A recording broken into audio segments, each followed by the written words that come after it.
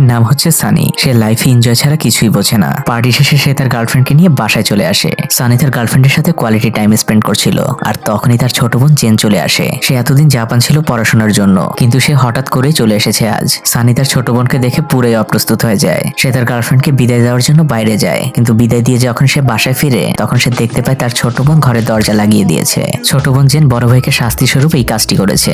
সানি বেচারা কোনো উপায় না পেয়ে সে তাদের গাড়িতে শুয়ে পড়ে। সানি গাড়িতে শুয়ে শুয়ে তার ছোটবেলার কথা মনে করতে থাকে। ছোটবেলায় সানির মা যখন প্রেগনেন্ট ছিল, সানি তখন চাইতো তার জন্য একটি ভাই হয়। সানি মনে মনে তার নামও ঠিক করে রেখেছিল, কিন্তু সানির আর ভাই হয়নি। তার হয়েছিল এই বোনটি, যার নাম জেন। জেনের জন্মের পর থেকেই সানির আদর পরিবারে একদম কমে যায়। সবাই জেনকে নিয়ে ব্যস্ত থাকতো, কারণ জেন তো ছিল ছোট বাচ্চা। সানি আর জেন ধীরে ধীরে বড় হতে থাকে, আর দেখা যায় সানি পড়াশোনা ছিল একদমই ডাব্বা, আর তার ছোট বোন ছিল একদমই বিপরীত। তার ছোট বোন ছিল ক্লাস টপার। জেন যে শুধু স্টুডেন্ট ভালো ছিল তা নয়, স্পোর্টস থেকে শুরু করে সবকিছুতে জেন ছিল টপার, আর সানি ছিল তো সবকিছুতেই উল্টো। তাই তাদের মা জেনকে বেশি ভালোবাসতো। ধীরে ধীরে তারা আরো বড় হয়ে যায়। উচ্চশিক্ষার জন্য তারা ব্যাংককে চলে আসে। তাদের মা দুই ভাই বোনকে এই ফ্ল্যাটটি কিনে দিয়েছে, কিন্তু ফ্ল্যাটের মালিকানা ছিল দুই ভাই বোনের সমান। এভাবেই দুই ভাই বোন একসাথে থাকছিল। সানি সবসময় তার ছোট বোনের কথা মেনে চলতো, না হলে তার ছোট বোন তার মাকে বিচার দিত। একদিন তার ছোট বোনের স্কলারশিপ হয়ে যায় জাপানে, তাই তার ছোট বোন জাপানে চলে যায়, আর সানি তার ইচ্ছে মতো লাইফ কাটাতে থাকে। কিন্তু অনেকদিন পর আজ তার বোন আবারও ফিরে এসেছে জাপান থেকে, আর সানির আজ এই অবস্থা। সানি এই সকল বিষয়গুলো এতক্ষণ চিন্তা করছিল। এভাবেই সকাল হয়ে যায়। জেন ডাইনিং রুমে এসে দেখতে পায় কাপড় দিয়ে কিছু একটা ঢাকা। জেন যখন ওটা উঠায় তখন সে দেখতে পায় কাপড়ের নিচে ময়লা থালা বাসনে একদম ভর্তি। সানি যে কত মাস এগুলো ধোয় না তার কোনো হিসেব নেই। সানি পুরো বাসার অবস্থা এমন করে রেখেছে, জেন পুরো বাসা দেখার পরে রাগে কষ্টে চিৎকার করে ওঠে। জেনের ছোটবেলার কথা মনে পড়ে। সে ছোটবেলা থেকে চাইতো তার বড় ভাই একদম বড় ভাইয়ের মতোই হোক, যে কিনা ছোট বোনকে সবকিছু থেকে প্রোটেক্ট করবে। কিন্তু সানি তো ছোটবেলা থেকে তার সাথে সবসময় ঝগড়াই করতো। এমনকি সানি ফেল করতে করতে তার ছোট বোনের একই ক্লাসে চলে এসেছিল। তখন জেন এইসব বিষয় নিয়ে অনেক মন খারাপ করতো। এমনকি জেনের সাথে কোনো ছেলে বন্ধুত্ব করতে আসলে সানি তাকে বাধা দিত।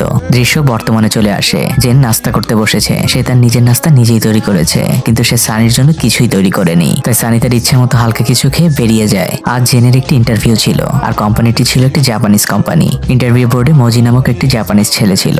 জেনকে প্রথম দেখাই তার ভালো লেগে যায়, আর জেনও তাকে পছন্দ করে ফেলে। কিন্তু এই বিষয়গুলো শুধুমাত্র চোখে চোখেই হচ্ছিল। যেহেতু জেন অনেক ভালো স্টুডেন্ট ছিল আর সে জাপান থেকে এসেছে, তাই এই চাকরিটা তার অনেক সহজেই হয়ে যায়। কথায় কথায় মজি জেনকে বেসবল খেলার আমন্ত্রণ করে। বেসবল খেলার সময় জেন প্রথমে দুবার আউট হয়ে যায়, কিন্তু তারপরে একটি বল সে একদম মাঠের বাইরে পাঠিয়ে দেয়। এটা দেখে মজি তো একদম কিন্তু আমরা তো জানি জেন ছোটবেলা থেকেই খেলাধুলা অনেক ভালো ছিল। খেলা শেষে তারা দুজন সন্ধ্যাবেলায় গল্প করতে থাকে, কিন্তু একজন আরেকজনকে ভালো লাগার কথা কেউ কাউকেই বলতে পারে না। তারা শুধু তাদের পছন্দের বিষয়গুলো নিয়ে আলোচনা করতে থাকে। তাদের দুজনের পছন্দের মধ্যে ছিল অনেক মিল। পরের দৃশ্যে আমরা দেখতে পাই সানি তার টিম নিয়ে চলে গিয়েছে একটি কোম্পানিতে। তারা একটি প্রেজেন্টেশন দিয়েছে যাতে তারা একটি কাজ পায়, কিন্তু এই কোম্পানিটি হচ্ছে সেই কোম্পানি যেখানে তার বোন চাকরি করে। সানি তার ফাইলগুলো মজিকে দেখাচ্ছিল, আর তখনই তার বোন সেখানে চলে আসে। মিটিং এর সময় দুই ভাই বোন একজন আরেকজনকে খোঁচা দিয়ে কথা বলছিল, এবং সানি যে জেনের ভাই এই কথাটি জেন ওখানকার সবাইকে বলে। যাই হোক, সানি প্রেজেন্টেশন দেয়, কিন্তু সানির প্রেজেন্টেশন জাপানিজদের অতটা ভালো লাগে না। তারা সানিকে কাজটি দেয় ঠিকই, কিন্তু তাকে কিছু কারেকশন করতে বলে। পরের দৃশ্যে দেখা যায় জেন আর মজি ঘুরতে বেরিয়েছে। তখন মজি জেনকে প্রশ্ন করে কেন সে তার পরিবারের সাথে মজিকে পরিচয় করিয়ে দিচ্ছে না। কিন্তু আমরা তো বুঝতে পারছি জেন আসলে চাচ্ছে না যে তার ভাই এই বিষয়টা জানুক। আর তখনই সানি দূর থেকে জেনকে দেখে ফেলে, কিন্তু জেনের সাথে যে কে রয়েছে সানি সেটা স্পষ্ট দেখতে পায় না। সানি রোড ক্রস করার আগেই জেন মজিকে নিয়ে সেখান থেকে চলে যায়। বাসায় ফেরার পরে সানি জেনকে অনেক খেপাতে থাকে এই বিষয়টা নিয়ে। তখন জেনও সানির এক এক্স গার্লফ্রেন্ডের ফেসবুক পোস্ট বের করে দেখায়, আর তাকে সেই বিষয়টা নিয়ে খেপাতে থাকে। সো সানি যেটা করে সে তার মাকে ফোন দিয়ে তার বোনের সাথে যে জাপানিজ ছেলেটার একটি সম্পর্ক হয়েছে সেই বিষয়টাকে জানায়। সানি ভেবেছিল তার মা এই বিষয়টার জন্য তার বোনকে অনেক ঝাড়াঝাড়ি করবে, কিন্তু ঘটে উল্টো। সে সানিকে বলে তোর বোনের যোগ্যতা আছে বলেই সে একটি এমন জাপানি ছেলেকে খুঁজে বের করতে পেরেছে। সানির আর কিছু বলার থাকে না। পরের দৃশ্যে দেখা যায় সানি এবার ফাইনাল প্রেজেন্টেশন দিতে গিয়েছে। সানি মূলত টিভির বিজ্ঞাপন তৈরি করত। সেই কোম্পানিটির জন্য একটি টিভির বিজ্ঞাপন তৈরি করে, কিন্তু আজ কোম্পানির মূল মালিক ছিল। মূল মালিকের সানির প্রেজেন্টেশন একদমই পছন্দ হয় না। সানি যখন ওয়াশরুমে যায় তখন সে রাগে তার ফ্রেন্ডকে বলতে থাকে এই কোম্পানি যদি আমাদের বিজ্ঞাপনটি না নেয় তাহলে এই কোম্পানির প্রতিদ্বন্দ্বী কোম্পানির কাছে আমরা আমাদের বিজ্ঞাপনটি বেচে দিব। আর এই কথাটি শুনে ফেলে মজি। মজি তখন সানিকে বলে তুমি যে কথাটি বলছো এটি কোম্পানির পলিসির বাইরে, এটি বেআইনি। তাদের মধ্যে কিছুটা কথা কাটাকাটি হয়। তখন সানি মজিকে বলে তুমি যদি এই কথা কাউকে বলো তাহলে আমি আমার বোনের সাথে তোমার সম্পর্ক একদম নষ্ট করে দিব। মজি তখন বাধ্য হয়ে সানির কাছে ক্ষমা চায়। আর এই সকল বিষয় কোম্পানির মালিক উপর থেকে দেখছিল। কোম্পানির মালিক মজিকে ডেকে পাঠায়। সে মজিকে জাপানে ফিরে যাওয়ার কথা বলে। সে মজিকে 1 মাসের সময় দেয়। সন্ধ্যাবেলা মজি মজি জেনকে সবকিছু খুলে বলে। জেন যখন সবকিছু জানতে পারে তার এই বিষয়গুলো নিয়ে খুবই কষ্ট হচ্ছিল, কারণ মজি যদি জাপান চলে যায় তার সাথে আর কোনোদিন জেনের দেখা হবে না। মজি জেনকে রিকোয়েস্ট করে শেষবার একটু বেসবল খেলার জন্য। জেন যখন বেসবলের মাঠে যায়, মজি তখন গ্লাভসের মধ্যে করে জেনকে প্রপোজ করে একটি রিং দিয়ে। কিন্তু না, জেন এই প্রপোজ অ্যাকসেপ্ট করেনি, কারণ জেন লং ডিস্টেন্স রিলেশনশিপে একদমই বিশ্বাসী না। জেন হচ্ছে খুবই বাস্তববাদী একটি মেয়ে। জেনের চোখে পানি চলে আসে, সে বাসায় ফিরে যায়। পরদিন দেখা যায় জেন তার ভাইয়ের কোম্পানিতে নিজেই মেইল করছে। সেখানে সে লিখে দিয়েছে যদি তার ভাই সানিকে ওই টিম থেকে বাদ দেওয়া হয় তাহলে জেনদের কোম্পানি ওই কোম্পানির সাথে এগ্রিমেন্ট করবে, আর এরই ফলে সানিকে ওই টিম থেকে বাদ দিয়ে দেওয়া হয়। মেসেঞ্জার গ্রুপে সানির অন্য ফ্রেন্ডরা তাকে খুব খেপাতে থাকে। সানি মন খারাপ করে একটি বারে চলে যায়। তার সাথে তারই এক অফিসের কলিগ যার নাম ছিল ডিয়ার, সেও সানির সাথে ড্রিঙ্কস করার জন্য যায়। সানি ড্রিঙ্কস করতে থাকে আর ডিয়ারকে বলতে থাকে আমার বোন ছোটবেলা থেকেই সবকিছুতেই বেস্ট, আর আমি সবকিছুতেই ডাব্বা। ও লাইফে সাকসেসফুল আর আমি আনসাকসেসফুল। ডিয়ার সানিকে জিজ্ঞেস করে তুমি কি তোমার বোনকে হিংসে করো? সানি বলে না, কিন্তু আমার বোন আমাকে সবসময় ছোট করার চেষ্টা করে। সানি এগুলো বলতে বলতে আর ড্রিঙ্কস করতে করতে সে একদম ঘুমিয়ে যায়। ডিয়ার সানিকে তার বাসায় পৌঁছে দেয়। জেন ডিয়ার নামক সেই মেয়েটিকে ধন্যবাদ দেয়, আর সেই সাথে সে সরি বলে তার ভাইয়ের এই কাজের জন্য। জেন তার ভাইকে ঘুম পাড়িয়ে দেয়। পরদিন সকালে সানির যখন ঘুম ভাঙে সে একটি নোটস দেখতে পায়, এটি জেন তার জন্য রেখে গিয়েছে। আজ জেনের চোখে ছোট একটি অপারেশন ছিল, তাই সে সানিকে রিকোয়েস্ট করেছে যেন সে তাকে হসপিটালে আনতে যায়। জেনের চোখের অপারেশনের শেষে সে হসপিটালে বসে আছে আর সানির জন্য অপেক্ষা করছে, কারণ তার চোখে ব্যান্ডেজ করা, সে একা বাসায় ফিরতে পারবে না। কিন্তু সানি এতক্ষণেও আসেনি। আর তখন মজি আসে জেনকে নিতে। জেন তখন তার আগের কাজের জন্য মজির কাছে ক্ষমা চায় আর মজিকে বুঝিয়ে বলে যে আমি যদি তোমাকে হ্যাঁ বলতাম তাহলে তোমাকে ছাড়া আমি কখনোই থাকতে পারতাম না। তখন মজি জেনকে বলে আমি কোথাও যাচ্ছি না, আমি ওই কোম্পানি ছেড়ে দিব, এখানেই ছোটখাটো একটা চাকরি জোগাড় করে নিব। আমার জীবনের প্রয়োজন তোমাকে জেন, আমার চাকরিকে না। আর জেন এবার মজির সেই এঙ্গেজমেন্ট রিংটাকে অ্যাকসেপ্ট করে নেয়। আর পরদিন জেন মজিকে তার মায়ের সাথে পরিচয় করিয়ে দেওয়ার জন্য বাসায় নিয়ে আসে। তাদের বিয়ের কথা হচ্ছিল, আর তখন সেখানে সানিও ছিল। সানি তখন খুব অদ্ভুত বিহেভ করতে থাকে, এমনকি সে জেনকে বিয়ে দেওয়ার জন্য উল্টো মজির কাছে 10 লক্ষ টাকা যৌতুক চায়। কিন্তু মজি তাতেও রাজি হয়, কারণ মজি জেনকে যে কোনো কিছুর বিনিময়ে চায়, আর এটাই সত্যিকারের ভালোবাসায় হওয়া উচিত। যাই হোক, মজি সবাইকে বলে আমরা বিয়ের পরে জাপান চলে যাব, এটা আমরা দুজনে মিলে ডিসিশন নিয়েছি। এটা শুনে সানি তার বোনকে নিয়ে বের হয়ে আসে। তারা গাড়িতে করে ফেরার পথে সানি তার বোনকে অনেক কিছু বুঝায়। সানি কোনোভাবেই চাচ্ছিল না তার বোন জাপান চলে যাক। সানি বাসায় ফিরে তার বোনকে বলতে থাকে জাপানে পড়তে যাওয়া আর জাপানে একেবারে থাকতে যাওয়া দুটো বিষয় এক না, ওখানে গেলে তোমাকে সব কাজ একাই করতে হবে। জেন তার ভাইকে বলে এখানেও তো আমাকে সব কাজ একাই করতে হয়। জেন তার ভাইকে বলে সত্যি করে বলো তো ভাইয়া, কেন আমাকে যেতে দিতে চাও না? তখন সানি তার বোনকে বলে তোকে নিয়ে আমার চিন্তা হয়। তখন জেন অনেক আক্ষেপ নিয়ে বলে তোমার আমাকে নিয়ে চিন্তা হয় না, তোমার চিন্তা হয় তোমার নিজেকে নিয়ে, কারণ আমি জাপান চলে গেলে তোমার ঘরের বুয়াটা চলে যাবে। ছোটবেলা থেকে এখন পর্যন্ত বড় ভাই হিসেবে কোনো দায়িত্ব পালন করেছো তুমি? ছোট বোনের এই কথায় সানির মন একদম ভেঙে যায়। সানি চুপচাপ সেখান থেকে চলে যায়। এদিকে মজি আর জেনির বিয়ের খুব তোড়জোড় ভাবে চলছিল।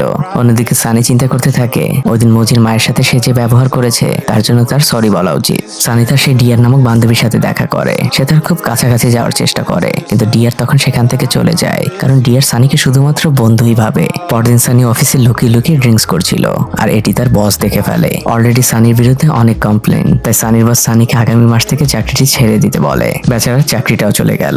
এই বিষয়টি তার বোন জেন জানতে পারে। জেন তখন ডিয়ার নামক সেই মেয়েটির কাছে একটু হেল্প চায়। সে ডিয়ারকে একটি অ্যাড্রেস দিয়ে বলে এই অ্যাড্রেসটি সানিকে দিতে, আর সানি যেন এখানে একটি ইন্টারভিউ দিতে যায়। পরদিন ডিয়ার সানির সাথে দেখা করে আর সানিকে সেই অ্যাড্রেসটি দিয়ে বলে তুমি এখানে একটু জবে ট্রাই করো। সানি মনে মনে ভাবে ডিয়ার তার প্রতি অনেক কেয়ার দেখাচ্ছে। এদিকে জেন তার সকল মালামালগুলোকে প্যাক করছিল।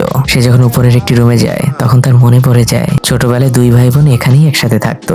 জেনের ভেতর থেকে অনেক খারাপ লাগতে থাকে। এদিকে জেনের মাও চলে এসেছে। দুই পরিবার মিলে এখন অনেক মজা করছে, কিন্তু ওখানে সানি ছিল না। জেন সেখানে অনেক খুশি থাকলেও সে তার ভাইকে অনেক মিস করছে। বাইরে সে কাউকে বুঝতে দিচ্ছে না। এদিকে সানির সেই জবটি হয়ে যায়। রাতের বেলা জেন একটি গিফট নিয়ে আসে সানির সাথে দেখা করতে। জেন সানিকে বলে এই গিফটটি তুমি আমার শাশুড়ি মাকে দেবে তোমার পক্ষ থেকে। সানি তখন জেনের সাথে খুব ভাব দেখাচ্ছিল, কারণ তার একটি নতুন জব হয়েছে, কিন্তু সানি তো জানেই না যে জবটি তার বোনই তাকে দিয়েছে। জেন খারাপ ব্যবহারের জন্য তার ভাইয়ের কাছে সরি বলে। এরপরে দুই ভাই বোন নিজেদের মধ্যে অনেক গল্প করে। জেন তার ভাইকে বলে আমার ভয় হচ্ছে জাপান যেতে, ওখানে গেলে সবকিছু কি ঠিক থাকবে?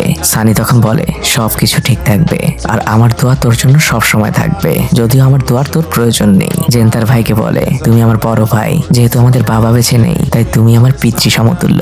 ভাই বোনের মধ্যে খারাপ সম্পর্কটা এখন অনেকটা মায়ায় পরিণত হয়েছে। পরদিন সকালে জেনরা বাসা থেকে বেরিয়ে যায়। তখন সানি বাসায় একা ছিল। সে জেনের ফোনটি দেখতে পায়, আর সেখানে সানির বসের মেসেজ উঠেছিল। আর সানি বুঝে যায় তার এই চাকরিটা তার যোগ্যতায় হয়নি, বরং তার বোনই এই চাকরিটা তাকে দিয়েছে। এই বিষয়টা সানি সানির আত্মসম্মানে খুবই আঘাত করে। সন্ধ্যাবেলায় জেনির বিয়ের অনুষ্ঠান চলছিল, কিন্তু সানিয়া সেই অনুষ্ঠানে যায় না। সে তার বন্ধুকে নিয়ে চলে যায় একটি নদীর পাড়ে। এদিকে জেনির বিয়ের মূল পর্ব শেষ হয়ে যায়, বাকি থাকে একটি পর্ব যেটি জাপানি রীতি অনুযায়ী নিজের পরিবারের উদ্দেশ্যে একটি চিঠি পড়ে শোনাতে হয়। জেন তার চিঠিটি পড়ে শোনাতে শুরু করে। জেন প্রথমে তার মা, খালা এবং অন্যান্যদের ধন্যবাদ দেয়, কারণ ছোটবেলা থেকে তার জীবনটাকে এত সুন্দর করার জন্য।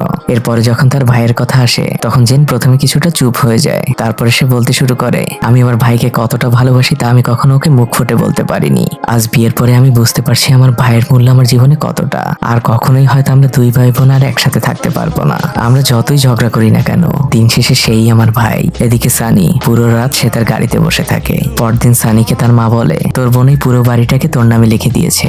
সানি তখন আরো রেগে যায়। সে তার বোনের কাছে গিয়ে বলে, প্রথমে জব, তারপরে এই বাড়ি, তুমি এগুলো আমাকে দিয়ে কি প্রমাণ করতে চাচ্ছ? আমি অকর্মা, আমার কোনো যোগ্যতা নেই। হ্যাঁ, আমি লুজার, বাট আমি কোনো ভিক্ষুক না। তোমার যদি বড় ভাই হিসেবে আমার পরিচয় দিতে প্রবলেম হয়, তাহলে সম্পর্ক রেখো না, কোনো দরকার নেই। এটা বলে সানি সেখান থেকে চলে যায়। আর তার বোন জেন চুপ করে দাঁড়িয়ে থাকে আর কাঁদতে থাকে, কারণ এমন ব্যবহার সে তার ভাইয়ের কাছ থেকে কোনোভাবেই আশা করেনি। মজি জেনকে অনেক সান্ত্বনা দেয়। পরদিন সকালবেলা জেন তার ভাইকে শেষবারের মতো বিদায় বলে। সানি তার কোনো উত্তর দেয় না, সে চুপচাপ দাঁড়িয়ে থাকে। জেন বাসা থেকে বেরিয়ে যায় জাপানের উদ্দেশ্যে। দুই ভাই বোন আলাদা হয়ে যায় চিরদিনের জন্য। জেন জাপান চলে যায়, আর এভাবেই কাটতে থাকে দিন, মাস, বছর। এভাবেই অনেকটা বছর কেটে যায়। জেন এখন জাপানের লাইফস্টাইলে নিজেকে মানিয়ে নিয়েছে। জেন আর মজির একটি ছেলে বাচ্চা হয়। এই বিষয়টা নিয়ে সবাই অনেক খুশি ছিল। এদিকে সানিকে দেখানো হয় সে একটি বারে কাজ করে। এখন সানি একা থাকতে থাকতে এখন সে তার নিজের কাজ নিজেই করতে শিখে গিয়েছে, কিন্তু তার কিছু ভুল ডিসিশনের কারণে সে তার জীবন থেকে হারিয়ে ফেলেছে তার বোনকে।